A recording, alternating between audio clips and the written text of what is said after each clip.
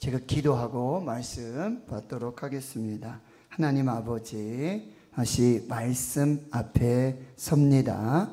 하나님의 말씀을 주시옵소서. 영이요 생명이신 그 말씀으로 우리가 살게 해 주시고 새 힘 주시고 위로해 주시고 또 평안을 주시며 하나님의 말씀으로 받는 믿음도 허락해 주시옵소서. 감사드리옵고 예수님의 이름으로 기도하옵나이다.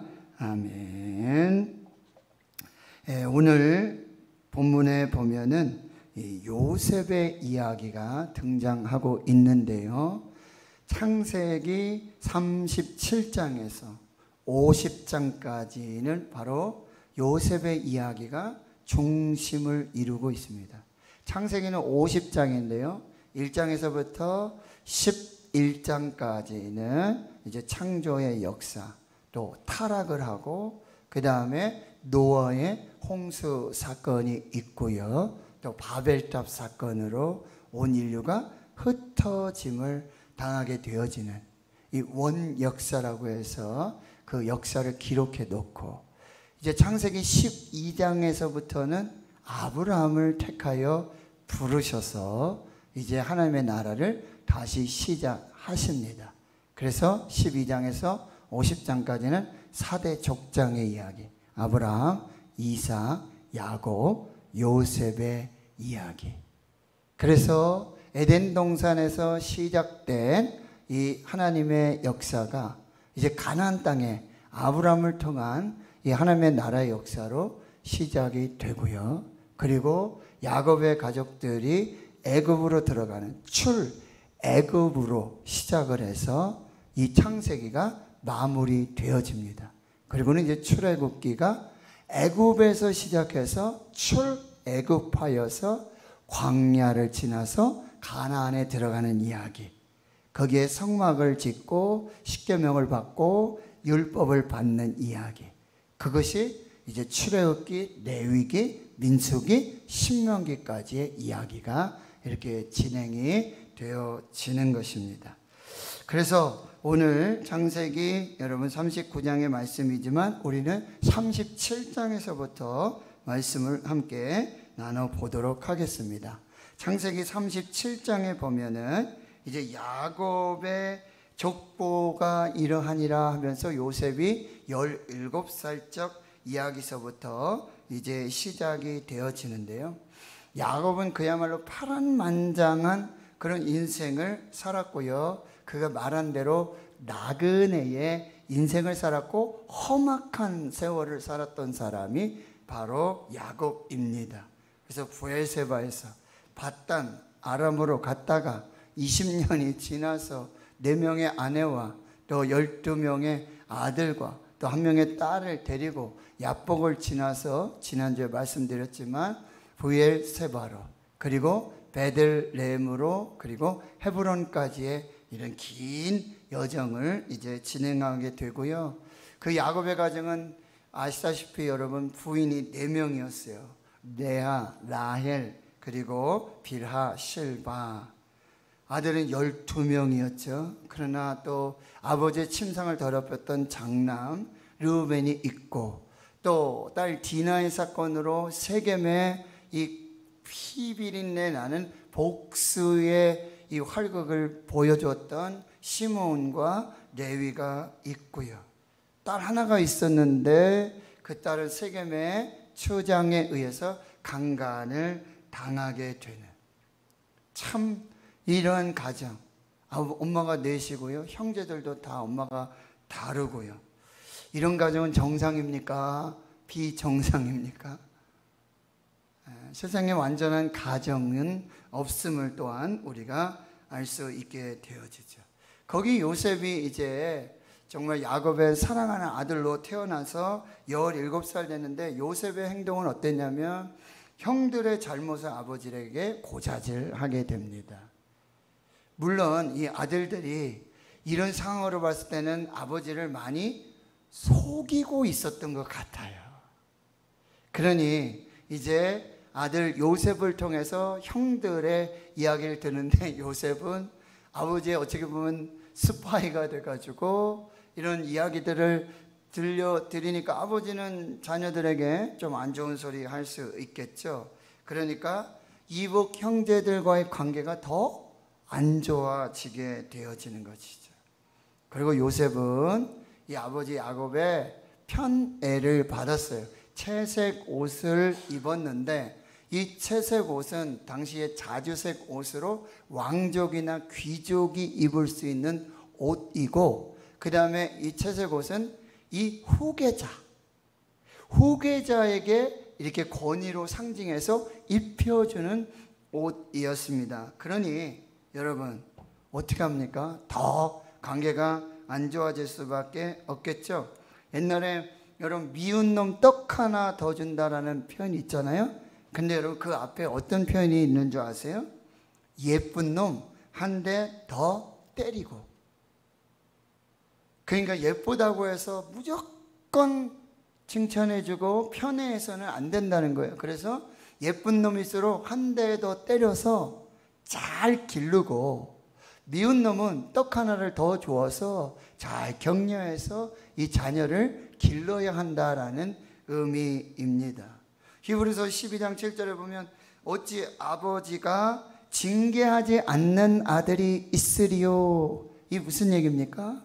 아버지라면, 아들이라면 당연히 아버지는 사랑하는 아들을 징계해야 진짜 아버지고 진짜 아들이라는 거예요. 징계가 없으면 사생자라 그랬어요.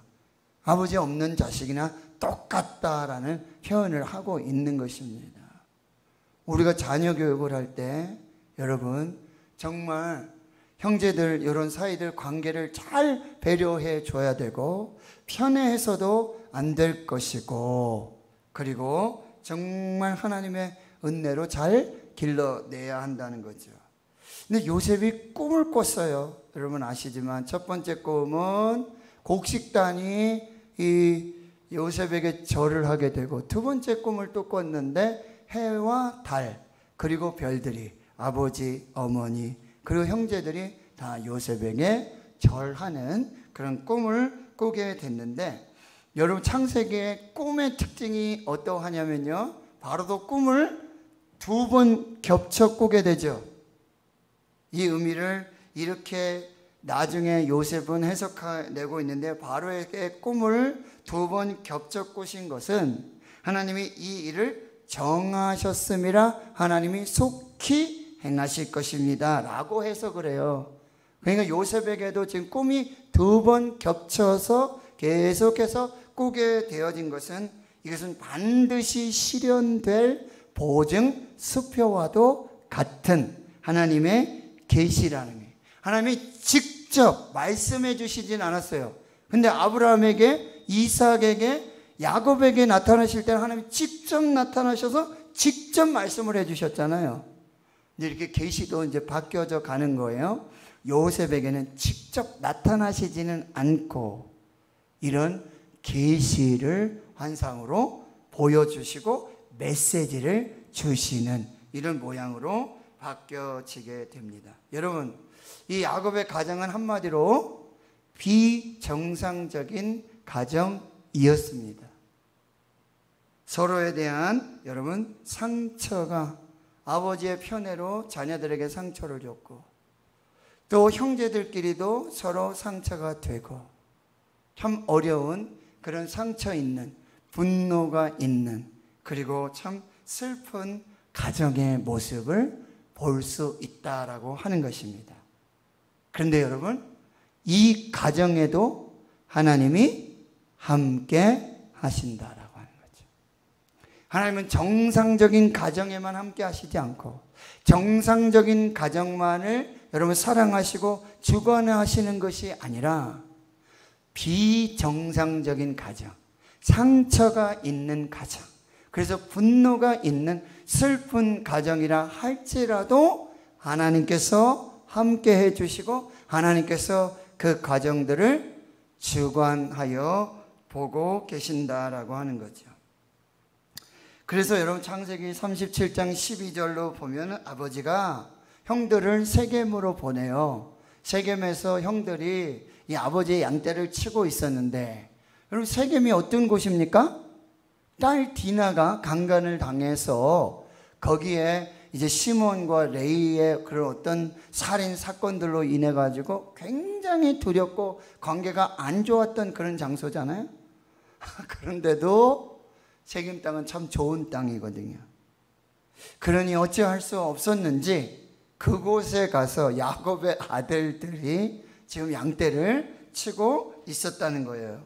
그런데 아버지가 요셉을 형에게 심부름을 보내는데 단순한 이 안부를 묻는 신방이었죠. 그런데 이 아버지를 떠난, 집을 떠난 요셉이 여러분 애굽의 총리가 돼서 아버지를 다시 초청할 때까지 다시 볼 수 없는 그런 길이 되어지게 된 거죠. 헤브론 골짜기를 떠나서 이제 세겜으로 가게 되는데 형들 만나지 못하고 한 사람을 만나서는 도단으로 가게 된 걸 알게 되고 거기에 이제 도착하게 되어집니다.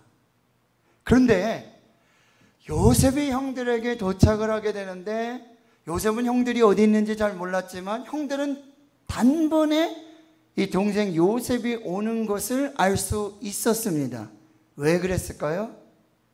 요셉은 지금 채색 옷을 입고 있었습니다. 그러니 멀리서도 잘 눈에 띄게 되어지죠. 그리고는 어떤 일이 벌어집니까? 바로 꿈꾸는 자가 오게 되고 이 꿈이 어떻게 될런지를 우리가 한번 보자 하고 이 요셉을 죽이기로 꾀하게 되어집니다. 채색 옷을 벗기고 요셉을 이 물이 없는 웅덩이, 여러분 작게는 2m고요 크게는 8m나 되는 곳이고 평소에는 물이 있어서 물을 저장하는 물 저장고로 쓰지만 지금 물이 없다라고 하는 것은 가뭄의 때라고 한다는 거죠. 그러면 그 안에 뭐 뱀이라든지 독사라든지 그리고 거기 한번 내려가서는 스스로 올라올 수 없는 바로 그 구덩이에 던져지게 되어집니다. 그런데요, 형들은 요셉을 그 구덩이에 던져놓고 여러분 보면은 어떤 표현이 되어 있습니까? 거기에 앉아서 뭘 하고 있다라고죠? 37장 25절에 대연하게도 음식을 먹고 있습니다. 충격이지 않아요? 잔인하지 않습니까? 동생은 아마 지금 울면서 부르짖으며 자기를 구원해 달라고 그렇게 하고 있지만 형들은 지금 거기서 태연하게 음식을 먹고 있어요. 그리고 이제 이스마엘 상인 여러분 아브라함 그리고 사라의 첩 하갈 사이에서 나왔던 이스마엘 이 그 종족이죠. 그리고 또 미디안 종족은 누구냐면 이 구두라 아브라함의 후처 구두라를 통해 얻게 되는 종족이게 되는데 바로 요셉을 그 이스마엘 미디안 상인들에게 팔아서 애굽의 노예로 팔게 되어지는 것이죠. 근데 은 20이라고 그랬어요. 은 20은 당시 노동자들의 3년치 연봉입니다. 꽤나 아주 값이 나가는 그런 몸값이었다라고 하는 것이죠. 형들은 이제 돌아와서 아버지를 또 속이기 시작합니다.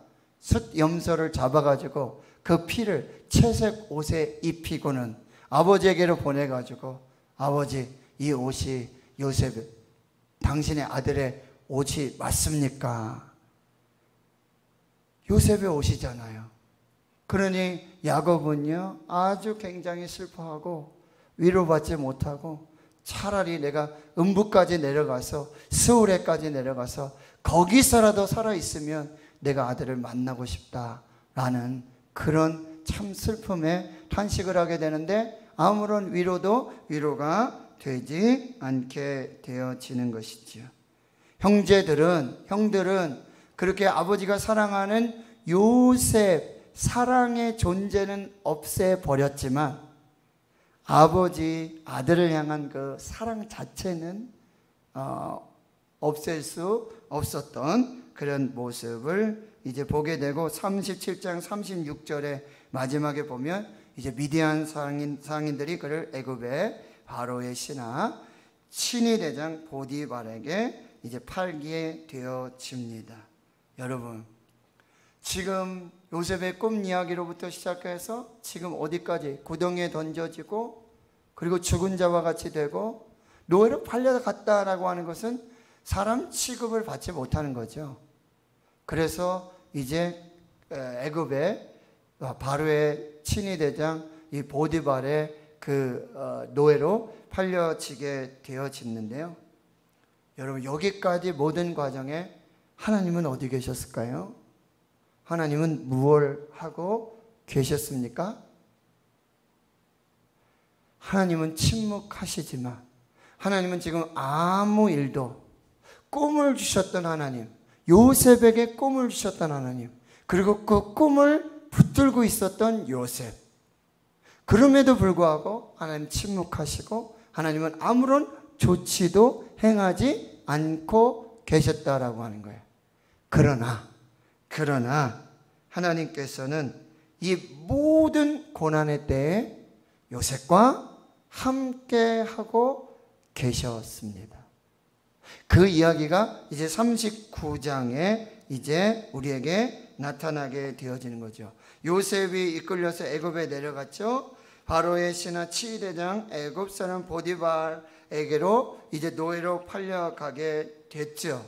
그리고 이 보디발은 이스마엘 사람들 중에서 요셉을 사게 되어집니다. 그런데 여러분, 39장 2절에 여기 똥물뱅이를 치셔야 돼요.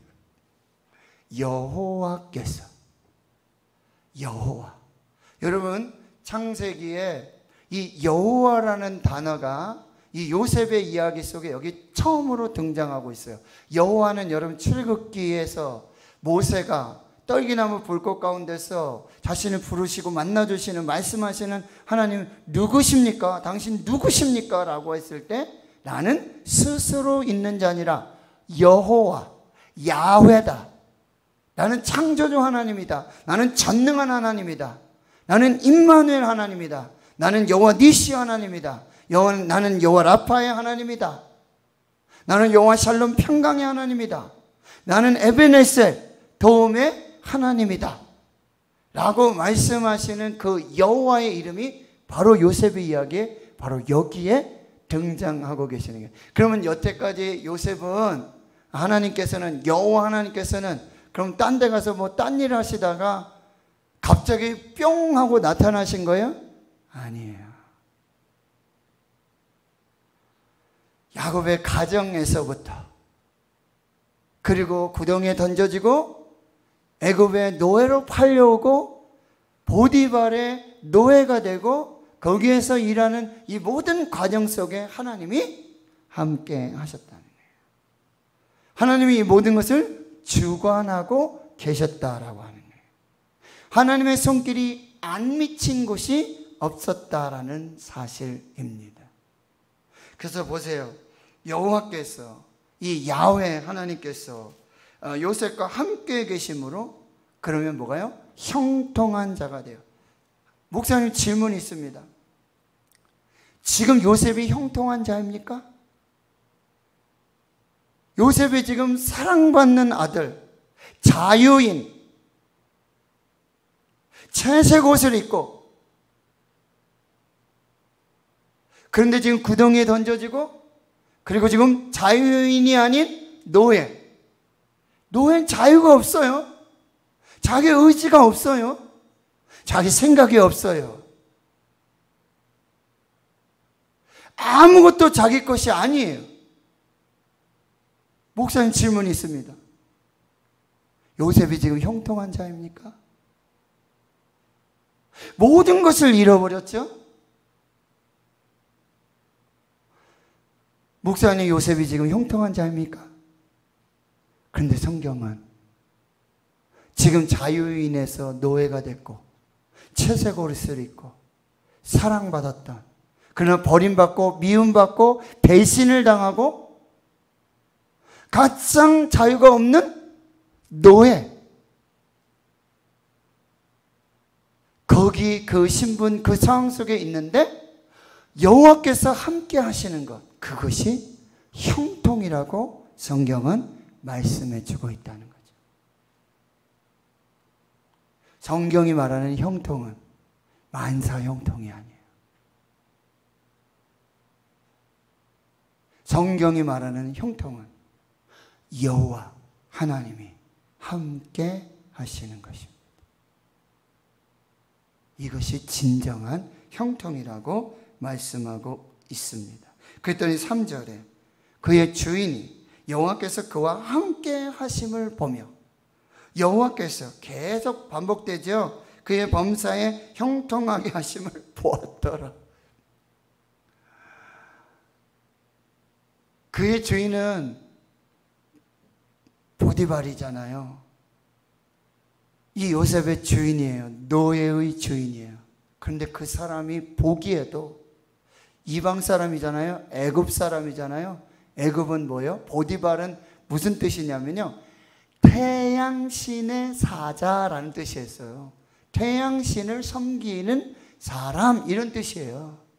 그 이름 자체에 뭐예요? 우상을 섬기면서 하나님이 아닌 우상을 섬기는 사람임을 알 수 있어요. 그런데 그 사람이 보기에도 요셉을 보니 그가 믿는 하나님이 아닌데, 그가 한 번도 경험해 보지 못했던 여호와 하나님의 함께 하심, 여호와 하나님의 형통하게 하심, 여호와 하나님의 복 주심을 보게 되고 알게 되었다라고 하는 거예요.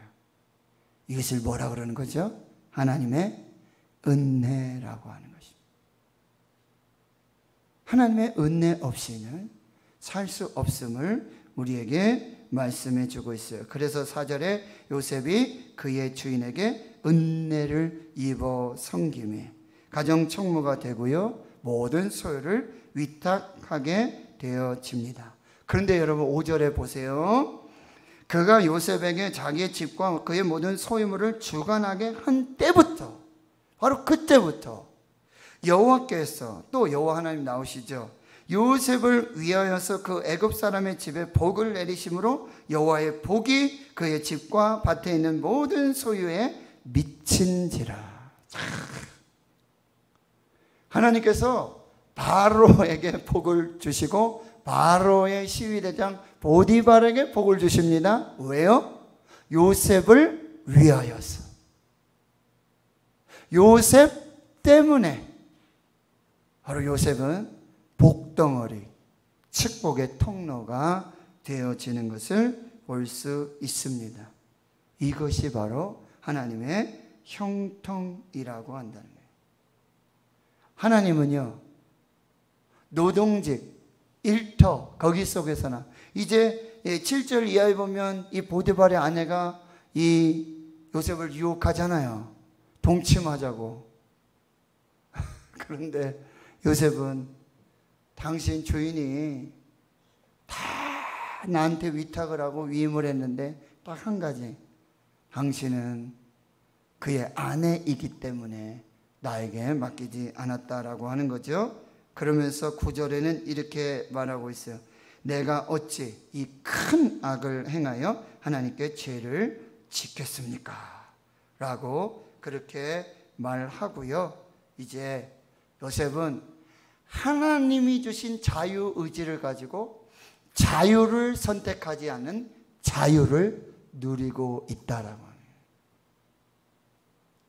하나님이 주신 자유의지를 가지고 하나님이 정해 놓으신 한계와 그 선을 넘지 않는 자유를 행함으로 그 자유를 누리고 있다라고 하는 거예요. 하나님 그런 사람에게 복을 주시는 것입니다. 결국 이 아내의 관계로 말미암아 요셉은 옥에 갇혀지게 되어집니다. 바로 39장 20절의 말씀입니다. 요셉의 주인이 그를 잡아 옥에 가두니. 그런데 그 다음의 내용이 그 옥은 왕의 죄수를 가두는 곳이었더라. 요셉이 옥에 갇혔으나, 여러분 노예로 있다가 이제는 감옥에 갇혀지게 된 거죠. 그런데 거기 다시 21절에 여러분 어떤 단어가 등장하고 있습니까? 여호와. 야훼 스스로 계시는 창조주 전능하신 하나님이 거기 계신다라고 하는 거죠. 요셉과 함께 하시고 인자를 더하시고 간수장의 은혜 받게 하시고요. 그리고 23절 하반절에 보면 이는 여호와께서 요셉과 함께 하심이라 여호와께서 그를 범사에 형통하게 하셨더라. 하나님은 감옥에게까지 그 가장 낮은 바로 그곳에서도 어떤 상황 속에든 어디서든지 하나님은 요셉과 함께 하시고 요셉의 삶을 주관하고 계신다는 거예요. 하나님의 손길이 미치지 않는 곳이 없었다라는 사실입니다. 자, 이제 말씀을 정리할게요. 오늘 우리에게 주시는 메시지는 무엇입니까? 하나님이 우리 모든 인생의 삶을 주관하신다. 하나님께서 인도하신다. 하나님께서 함께 하신다. 그러니 하나님의 주권을 인정하라는 거예요. 요셉이 사랑받는 아들, 그렇죠? 채색 옷을 입는 그 아들. 그런 아들 속에서 구덩이에 던져지고 노예 상인에게 팔리고 노예로 살다가 또 감옥에까지 들어가게 되어집니다. 저는 근데 정말 깜짝 놀란 것은 저는 진짜 깜짝 놀란 것은 예전에는 읽으면서도 깨닫지 못했는데 깜짝 놀란 것은 뭐냐? 요셉이 한 번도 불평하거나 원망하거나 시기하거나 질투하고 절망하고 낙심하지 않았어요. 요셉은 그 모든 삶의 자리, 삶의 형편, 아버지 집에 사랑받으면서 채색 옷을 입으며 그렇게 살았을 때도 구덩이에 던져지고 노예로 팔려가고 그러면 얼마든지 얘기할 수 있지 않습니까? 나는 노예가 아니에요. 나는 노예로 팔릴 사람이 아니에요. 나는 사랑받는 아들이에요. 채색 옷을 입던 자예요. 나는 하나님의 꿈을 가진 자예요. 하나님의 비전을 품은 자예요. 한 번도 그렇게 얘기한 적이 없어요. 그저 하나님이 인도하시는 대로 하나님의 주권에 하나님의 역사에 순응하고 맡겼다는 거예요. 이거 내 인생 포기하고 말아야지 그냥. 하나님이 이거 이게 무슨 꿈이야? 개꿈이네, 개꿈. 라고 그 꿈도 포기하지 않았어요. 나는 이제 노예네? 난 이제 끝났네? 그래, 내가 주인에게 보디발에게도 내가 사랑을 받고 신임을 받는데 내가 아내에게까지 그래? 뭐 하나님이 어디 계셔? 하나님이 계시면은 날 이렇게 버려두실 거야? 날 이렇게 노예로? 이렇게 하시는 거야? 그 개꿈이지 뭐. 그렇게 하지 않았어요. 요셉은 노예이면 노예인 대로 감옥에 가면 이거 얼마나 억울한 일입니까? 정말 억울한 일이지 않아요? 한마디도 요셉이 그런 말을 하지 않아요.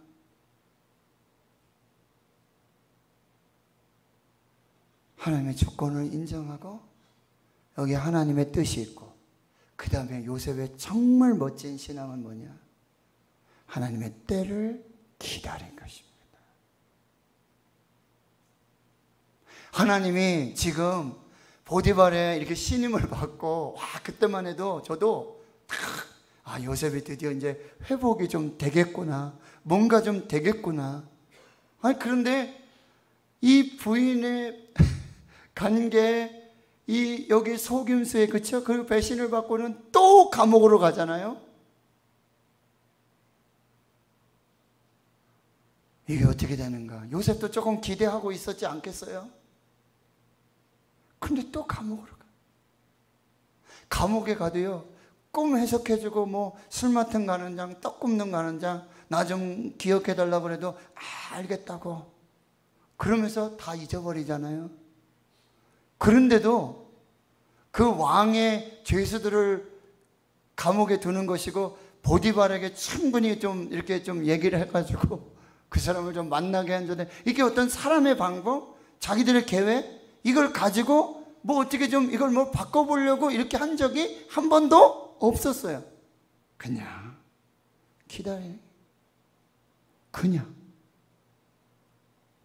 낙심하고 절망하고 그냥 다 포기하고 있었던 게 아니라 오히려 더 하나님을 신뢰하는, 하나님의 주권을 믿는 것이죠.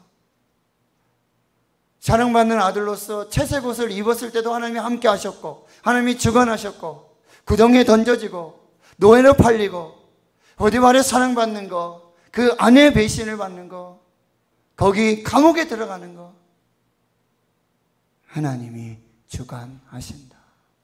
하나님이 나와 함께 하신다. 하나님 날 끝까지 책임져 주실 거야. 그리고 하나님 주신 비전 반드시 하나님이 이루어 주실 거야. 여러분, 이런 유명한 이야기가 있더라고요. 무슨 얘기냐면요, 꿈꾸는 자는 죽지만 꿈은 죽지 않는다. 그래서 우리가 그냥 쉽게 하면 꿈은 이루어진다 이렇게 하잖아요. 그죠? 꿈꾸는 자는 죽지만 꿈은 죽지 않는다. 왜? 그 꿈이 하나님이 주신 꿈이기 때문에 그렇습니다. 요셉은 어쩌면 그렇게 감옥에서 노예로 그렇게 끝났을지도 모르죠.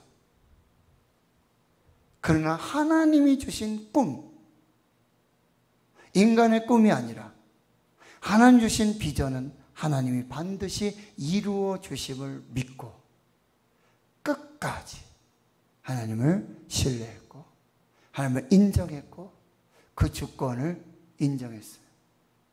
잘 되고 형통할 때뿐만이 아니에요. 노예로, 감옥으로 잊혀지고 더 낮아질 수 없는 그런 상황 속에서도 그 꿈을 붙들고 그 꿈을 이루실 하나님을 신뢰하고 믿음으로 나아갔다라고 하는 것입니다. 하나님은 하나님의 꿈을 반드시 이루어 주시고 모든 것을 주관하시고 역사하신다라고 하는 거죠. 또 한 가지, 여러분, 하나님 앞에서 거룩하십시오. 고람되어 악은 모양이라도 버리세요. 나같이 좀 동침하자, 나와 동침하자. 이 표현은 언제 쓰는 거냐면요, 부부관계에서는 전혀 쓰지 않는 표현이에요. 나와 동침하자, 이건 자체가 부부관계가 아니란 뜻이고요. 이 단어는 어디서 나오냐면 이 삼손과 들릴라 있잖아요. 그죠? 들릴라가 삼손을 유혹할 때 썼던 표현이에요. 근데 요셉 어떻게 하죠? 거절하고 거기 함께 있지도 않고 악은 모양이라도 버리고. 여러분, 거룩하십시오. 하나님은 깨끗한 사람, 거룩한 사람을 반드시 쓰십니다. 깨끗한 그릇을 쓰신다라는 말씀이죠. 그리고 여러분, 자신의 한계를 인정하세요.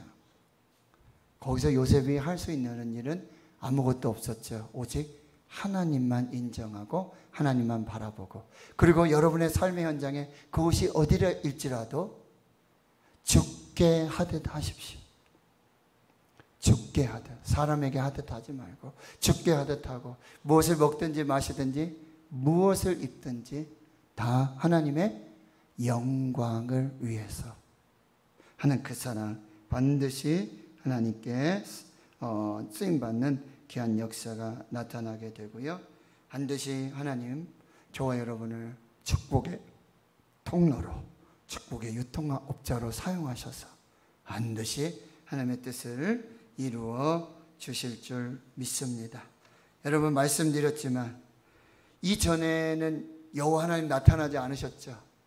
그런데 여러분 노예로 가서 그 낮은 자리 특히 감옥에 갔을 때도 여호와가 다시 등장해요. 다시 여호와 하나님이 등장하게 되는 것입니다. 이건 무슨 얘기일까요? 하나님은 우리의 인생의 가장 낮은 곳, 가장 어려운 곳, 가장 힘든 곳, 그 상황 속에 하나님이 가장 가까이 계심을 믿으시기 바랍니다. 그것이 형통입니다. 그 형통의 은혜를 누리시는 여러분 모두가 되실 수 있기를 주의 이름으로 축원합니다. 하나님 감사합니다. 하나님의 은혜로 또 주의 말씀을 받습니다. 하나님 우리의 인생의 모든 여정, 모든 과정에 하나님의 주권과 그 섭리와 역사하심을 믿습니다. 특별히 인생의 고난, 가장 낮은 곳, 가장 어려운 상황, 힘든 상황, 그때 하나님은 우리 가장 가까이 계시고 우리와 함께 하시며 우리를 떠나지 아니하시는 그 하나님의 형통으로 하나님의 역사를 이루게 해 주시옵소서. 예수님의 이름으로 기도하옵나이다. 아멘.